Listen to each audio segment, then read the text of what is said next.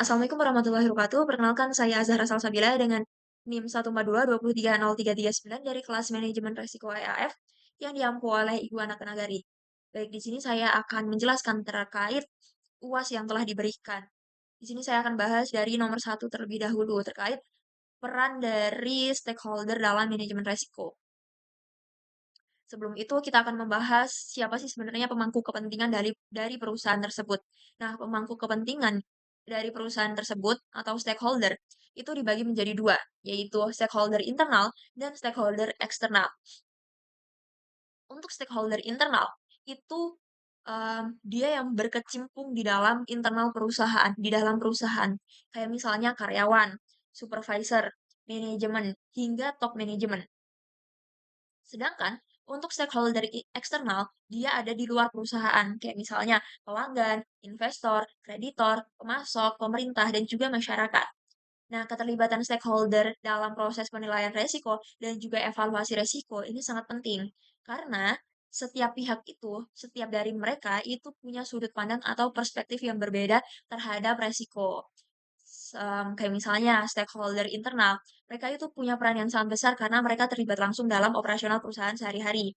Jadi mereka itu paham alur kerjanya ini bagaimana, sistem yang digunakan itu seperti apa, serta masalah yang sering timbul di dalam operasional perusahaan. Jadi mereka bisa mengidentifikasi resikonya dan menilai seberapa besar sih dampaknya terhadap operasional perusahaan.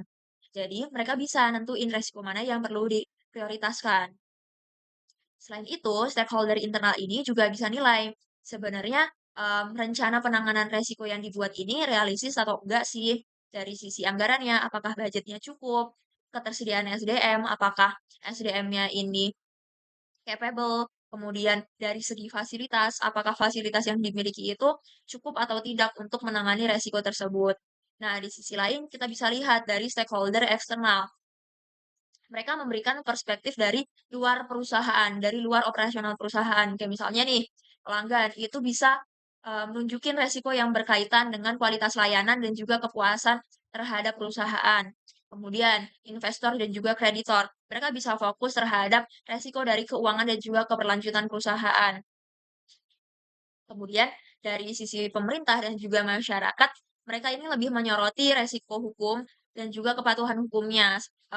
Apakah perusahaan ini me apakah perusahaan ini telah patuh terhadap kebijakan yang telah berlaku atau tidak. Kemudian dampak sosialnya ini seperti apa dan juga reputasi perusahaan atau citra perusahaan itu seperti apa terhadap masyarakat. Nah, dengan melihat kedua jenis stakeholder ini ya, perusahaan ini tuh bisa menilai resiko ini secara lebih menyeluruh, nggak hanya dari satu sudut pandang aja.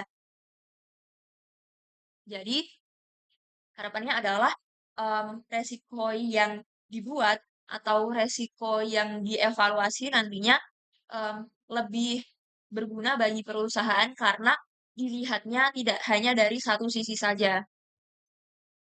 Nah, selanjutnya ketika perusahaan ini membuat laporan manajemen resiko, laporan tersebut itu perlu dibedakan antara stakeholder internal dan juga stakeholder eksternal. Nah, untuk stakeholder internal sendiri, laporan ini biasanya sifatnya lebih detail dan lebih mendalam. Karena di dalamnya itu terdapat pembahasan mengenai kelemahan sistemnya, potensi masalah yang akan terjadi, sampai ke rekomendasi perbaikannya itu seperti apa. Nah, informasi ini sebenarnya bersifat sensitif, jadi nggak cocok untuk dipublikasikan ke publik. Sementara itu untuk laporan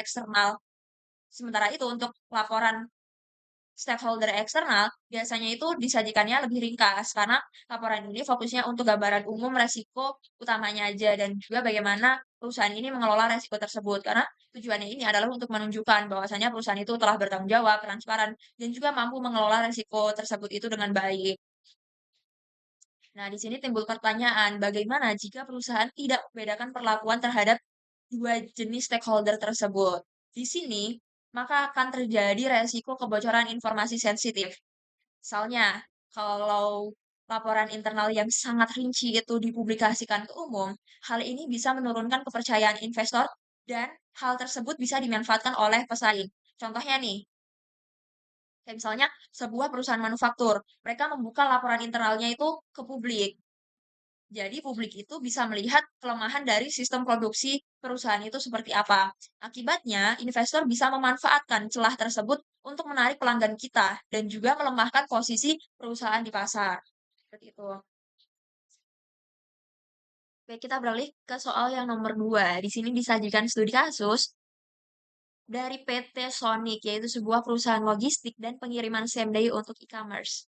Di mana PT Sonic sendiri menghadapi 3 isu utama, yaitu yang pertama adalah gangguan sistem pelacakan, kedua kenaikan biaya operasional akibat fluktuasi harga bahan bakar, ketiga keterlambatan pengiriman karena kurir yang kurang terlatih.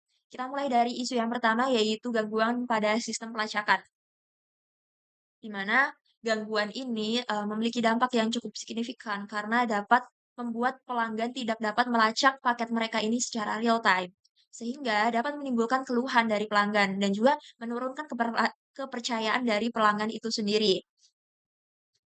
Nah, kalau kita lihat dari sisi operasionalnya, tim customer service dan juga kurir otomatis juga susah buat nyari informasi yang akurat karena terdapat gangguan dari sistem pelacakannya ini.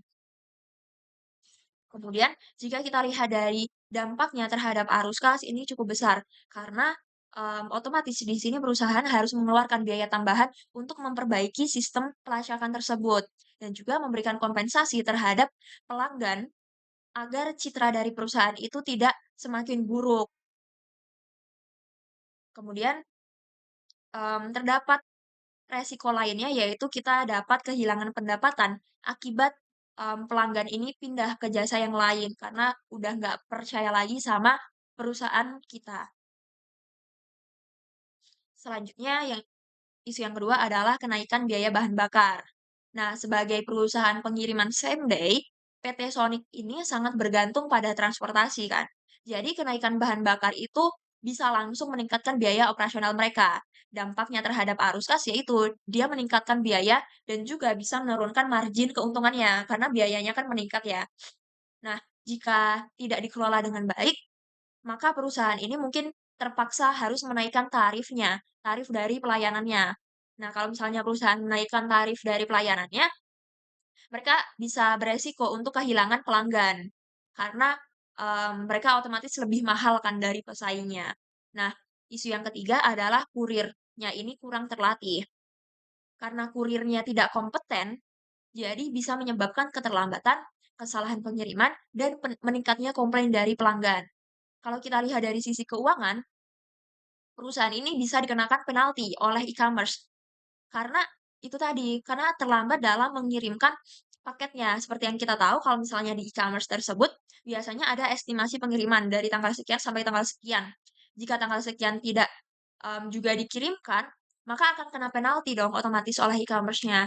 Jadi mereka beresiko untuk kehilangan kontrak kerjasamanya oleh e-commerce tersebut, serta harus mengeluarkan biaya tambahan untuk melakukan pelatihan dan juga perekrutan ulang ulang kurir tersebut. Nah, kemudian di sini kita akan menganalisis likelihood dan juga impact dari tiap-tiap resiko tersebut, kemudian menentukan resiko mana sih yang kiranya perlu diprioritaskan. Kita mulai dari resiko pertama atau isu yang pertama terkait gangguan pada sistem pelacakan. Ini menurut saya, likelihood-nya tinggi dan juga impact-nya sangat tinggi, karena seluruh layanan di perusahaan itu kan bergantung pada sistem tracking-nya ya. Jadi kalau misalnya sistemnya ini mati atau terdapat gangguan, otomatis layanan utamanya itu ikut mati, sehingga akan berdampak pada banyak hal, mulai dari tadi pelanggan tidak bisa, men-track paket mereka, kemudian kurir juga jadi nggak bisa dapat informasi yang akurat, customer service juga nggak bisa dapat informasi yang akurat. Maka nanti akan, berdampak pada operasional perusahaan juga. Mereka akan mengeluarkan biaya tambahan untuk memperbaiki sistemnya dan lain sebagainya. Kemudian kita beralih ke isu yang kedua atau resiko yang kedua, yaitu kenaikan biaya operasional akibat fluktuasi harga bahan bakar. Ini memiliki likelihood yang sedang dan juga impact yang sedang. Karena meskipun dampaknya itu cukup besar ya, karena tadi, terdapat biaya tambahan yang kita keluarkan untuk operasional karena operasional kita kan pasti menggunakan transportasi, sehingga kenaikan bahan bakar ini tentu akan berpengaruh juga pada operasional perusahaan dan biaya operasional perusahaan yang akan naik. Tetapi, menurut saya ini masih bisa dikendalikan atau diatasi dengan efisiensi dan juga penyesuaian tarif harga, pelayanannya. Kemudian kita beralih ke isu yang ketiga atau resiko yang ketiga, yaitu meningkatnya jumlah keterlambatan pengiriman karena kurir yang kurang terlatih. Ini memiliki likelihood yang tinggi dan juga impact yang tinggi pula. Frekuensi terjadinya itu bisa sering ya, tetapi, menurut saya ini cenderung lebih bisa dikendalikan atau mudah diatasi daripada gangguan sistem. Karena kalau terkait kurir, kita bisa melakukan pelatihan terhadap kurir tersebut dan Mmm, dampaknya walaupun itu ke keterlambatan, tetapi hal tersebut masih bisa diatasi. Tetapi kalau kita lihat tadi yang gangguan sistem, itu dampaknya akan menyeluruh ke semuanya, dari kurirnya, sistemnya, pelanggannya, semua akan kena. Tetapi kalau yang kurir ini, ya resikonya cuma ke keterlambatan aja, nggak ke semua-muanya ikut terdampak gitu. Walaupun tetap, likelihood dan juga impact-nya itu cukup tinggi. Nah, kemudian jika, diurutkan resiko mana sih yang perlu diprioritaskan atau paling berbahaya bagi perusahaan? Di sini menurut saya adalah resiko yang pertama, yaitu yang gangguan sistem pada platform pelacakan. Yang kedua adalah meningkatnya jumlah keterlambatan pengiriman karena kurir yang kurang terlatih, kemudian pada prioritas ketiga yaitu kenaikan biaya operasional akibat fluktuasi harga bahan bakar. Nah, resiko yang pertama tadi merupakan gangguan sistem pada platform pelacakan karena ini kan berdampaknya pada keseluruhan operasional perusahaan, kayak bisa ke kepercayaan pelanggan, operasional utama, karena tanpa pelacakan, layanan utama perusahaan itu bisa gagal dan bisa menyebabkan kehilangan pelanggan dan menurunkan keuntungan perusahaan. Nah, kemudian di sini kita akan bahas tiap-tiap resiko, gimana sih preventif kontrolnya atau pencegahannya, dan juga korektif kontrolnya. Yang pertama itu mulai dari isu gangguan sistem pelacakan.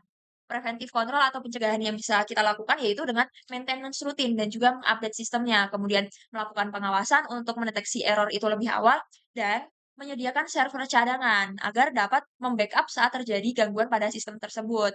Kemudian untuk corrective control yang bisa kita lakukan adalah di sini tim IT-nya itu harus siap siaga untuk melakukan perbaikan secara cepat atas gangguan sistem yang terjadi. Kemudian untuk isu yang kedua, yaitu kenaikan bahan bakar, preventif kontrol yang bisa kita lakukan adalah dengan mengoptimalkan rute agar konsumsi bahan bakarnya itu lebih efisien. Yaitu mungkin kurirnya itu bisa mengambil rute yang lebih cepat agar nggak boros bensin. Kemudian bisa juga kita beralih ke kendaraan hemat energi atau motor listrik. Kemudian, namun untuk preventif kontrol yang kedua, mmm, kiranya akan munculkan kos lagi sehingga akan lebih efektif jika perusahaan melakukan preventif kontrol pertama, yaitu mengoptimalkan rute. Kemudian untuk korektifnya, di sini untuk isu kenaikan harga bahan bakar, itu kita bisa menyesuaikan tarif layanan itu secara bertahap, biar, pendapatan yang kita terima juga sebanding dengan kos yang kita keluarkan. Kemudian bisa dengan melakukan efisiensi. Nah, kemudian kita beralih ke, isu yang ketiga di mana kurirnya itu kurang terlatih. Untuk preventif kontrol atau pencegahannya sendiri, di sini kita bisa menyusun program pelatihan dasar yang wajib sebelum kurir itu mulai bekerja dengan melakukan tes keterampilan. Jadi sebelum mereka bekerja atau turun ke lapangan, kita adakan pelatihan dasar terlebih dahulu. Nah, kemudian untuk korektifnya itu dengan melakukan pemantauan pengiriman secara real time, kemudian mengadakan pelatihan ulang bagi kurir yang performanya itu rendah, serta melakukan penggantian kurir yang tidak memenuhi standar. Jadi kalau misalnya kiranya kurirnya itu performanya rendah, kita adakan pelatihan. Namun jika memang kurir tersebut tidak memenuhi standar, maka bisa kita lakukan pergantian. Seperti itu. Nah, kemudian kita lanjut ke soal yang nomor 3, di mana di sini, terkait risk awareness dan risk culture pada RS medis. Oke, kita mulai pada pengertian dari risk awareness sama risk culture-nya sendiri, di mana risk awareness tersebut merupakan kesadaran individu terhadap resiko, termasuk memahami jenis resikonya, dampaknya, dan juga pentingnya pelaporan resiko tersebut. Sedangkan kalau kita bahas risk culture, itu merupakan nilai, kebiasaan, dan juga pola pikir organisasinya itu dalam memperlakukan resiko. Jadi kalau risk awareness itu terkait kepeduliannya, kesadarannya terhadap pelaporan resiko, tapi kalau risk culture-nya itu budaya dalam menjalankan resiko tersebut gitu. Nah, keduanya ini saling berkaitan. Jadi kalau risk awareness-nya tinggi, itu akan mendorong terbentuknya risk culture yang baik. Nah, sebaliknya kalau misalnya risk culture-nya kuat, maka akan meningkatkan kesadaran resiko individunya.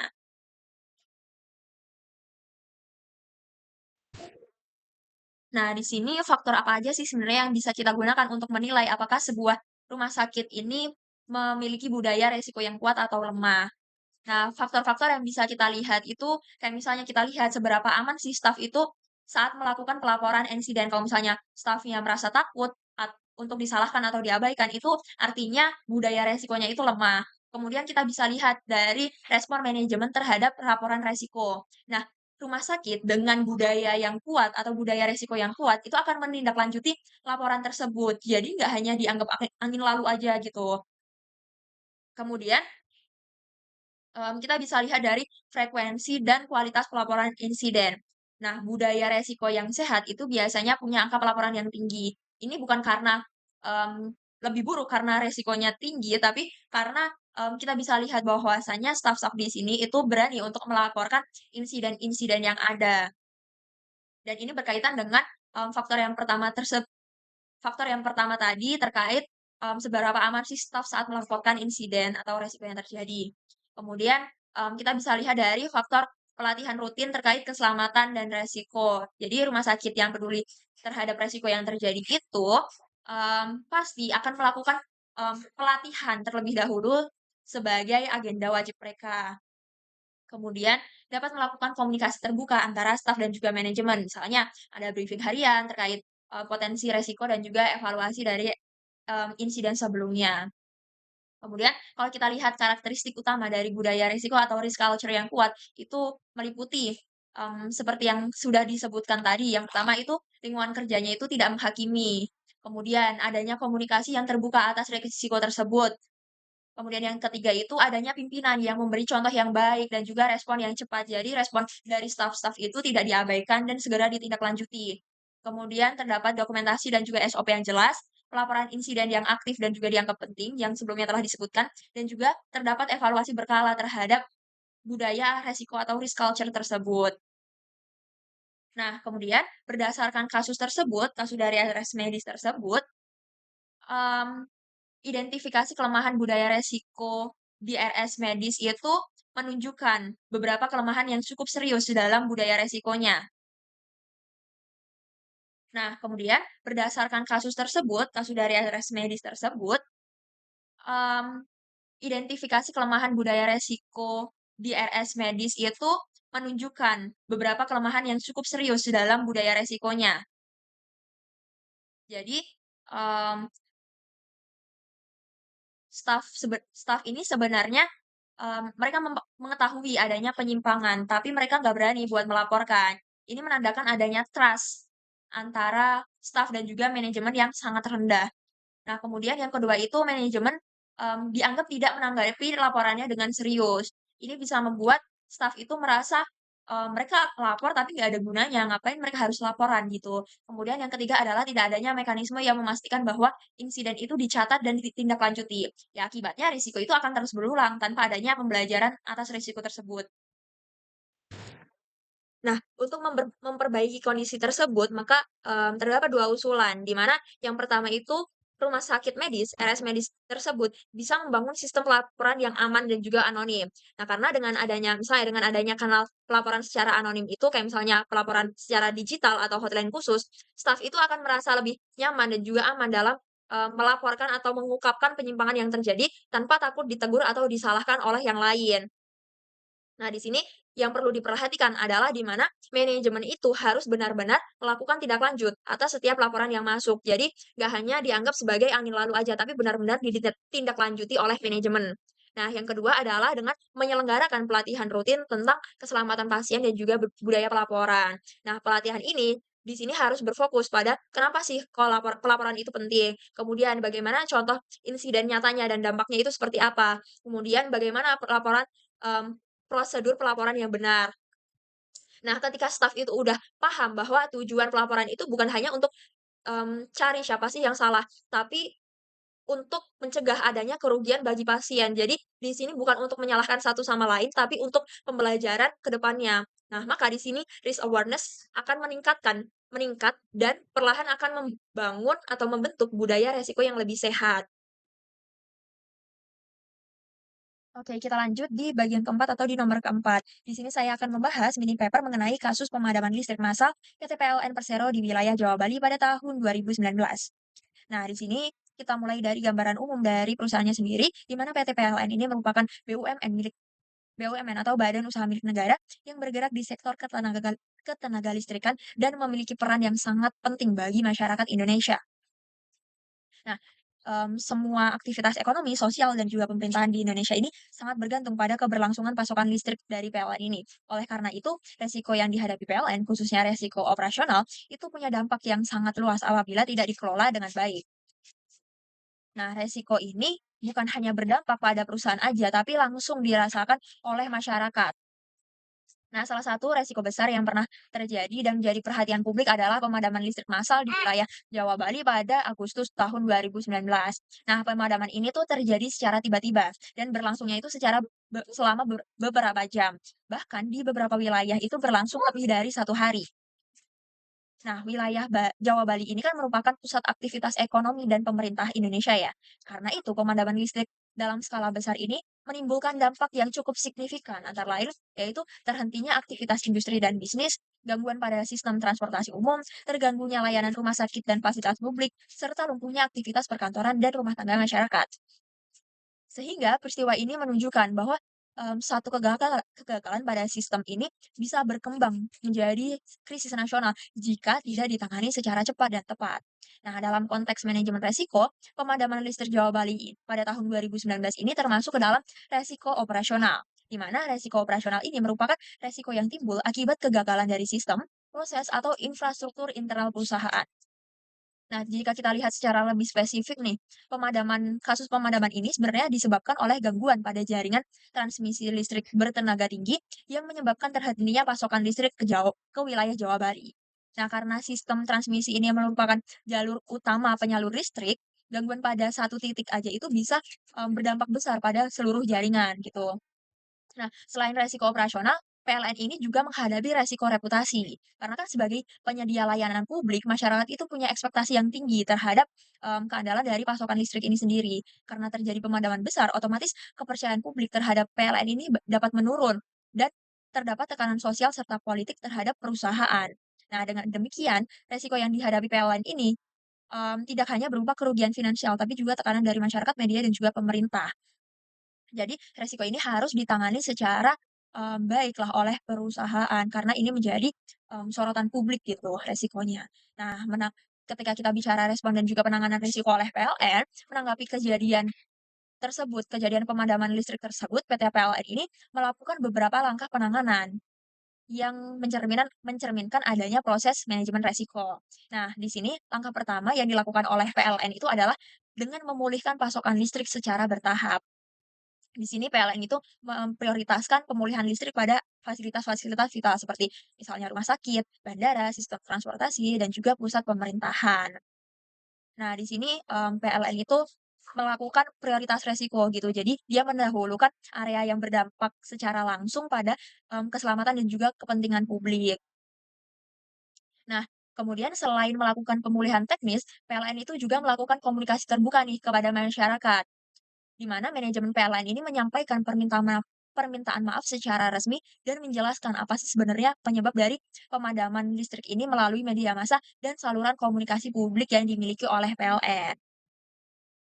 Nah, transparansi ini sangat-sangat penting ya, karena, dengan memberikan informasi yang jelas, itu PLN berupaya mengurangi ketidakpastian, kepanikan, serta spekulasi negatif di masyarakat.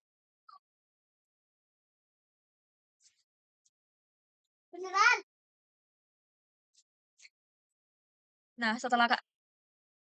setelah pasokan listrik kembali normal, PLN ini tidak berhenti pada tahap pemulihan aja, tapi melakukan evaluasi dan juga mengidentifikasi penyebab utama terjadinya pemadaman listrik tersebut. Seperti meningkatkan sistem potensi jaringan, menguatkan sistem transmisinya, kemudian penyempurnaan standar operasional prosedurnya. Nah, dari sudut pandang manajemen resiko, respon PLN terhadap pemadaman listrik Jawa Bali tahun 2019 ini dapat dinilai sebenarnya cukup baik ya, meskipun masih terdapat ruang untuk melakukan, beberapa perbaikan. Di mana PLN ini tidak menutupi kejadian tersebut, melainkan mengakui adanya kegagalan pada layanan. Kemudian, mereka melakukan pemulihan pasokan listrik dan mengevaluasi, hal tersebut, Jadi, tindakan ini menunjukkan adanya risk awareness pada organisasi tersebut, bahwa resiko tersebut harus dihadapi, dikelola, dan dipelajari dengan baik. Nah, namun demikian, menurut opini saya, respon, PLN ini masih bisa dianggap sebenarnya belum sepenuhnya optimal. Karena pemadaman listrik dalam skala besar harusnya itu sudah termasuk dalam kategori resiko prioritas tinggi, mengingat kompleksitas, jaringan listrik Jawa Bali dan tingginya ketergantungan masyarakat terhadap listrik. Nah, di sini apabila saya berada pada posisi risk manager di PT PLN Persero, saya akan merekomendasi beberapa langkah tambahan. Yang pertama di sini dengan menguatkan bisnis continuity plan yang melalui simulasi pemadaman besar secara berkala. Dengan simulasi ini, unit operasional dan manajemen akan lebih siap menghadapi kondisi darurat. Nah, kedua dengan meningkatkan sistem redundansi jaringan agar PLN ini tidak terlalu bergantung pada satu jalur transmisi utama. Nah, redundansi ini penting untuk meminimalkan dampak apabila terjadi gangguan di satu titik. Nah, kemudian yang terakhir ini dengan menguatkan koordinasi dengan pemangku kepentingan eksternal kayak misalnya Pemda, aparat keamanan, dan juga instansi layanan publik. Nah, dari kasus ini juga menegaskan bahwasannya keberhasilan manajemen resiko itu bisa juga dilihat dari bagaimana sih cara perusahaan merespon, belajar, dan juga memperkuat sistemnya setelah resiko tersebut terjadi. Kurang lebih itu yang dapat saya jelaskan dari UAS yang sudah saya kerjakan. Kurang lebihnya mohon maaf. Wassalamualaikum warahmatullahi wabarakatuh.